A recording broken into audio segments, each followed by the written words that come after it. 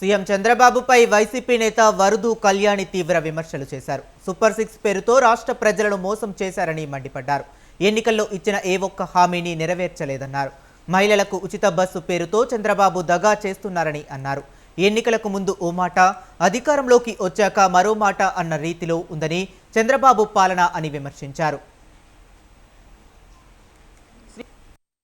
తిరుపతి, కాణిపాకం, శ్రీకాళహస్తి, విజయవాడ, అన్నవరం, సింహాచలం ఈ మొక్కులన్నీ కూడా కూటమి వాళ్ళకి ఓట్లు వేస్తే ఆ ప్రభుత్వం జూన్ 4వ తేదీన వచ్చాక మొక్కులన్నీ ఫ్రీగా తీర్చేసుకోవచ్చు అనేసి. ఇప్పుడు వీళ్ళు పెట్టిన షరతుల్లో తీసుకుంటే తిరుపతికి no free, Srikalahasti no free, Srisailam no free bus, Vijayawada no free bus, Mantralayam no free bus.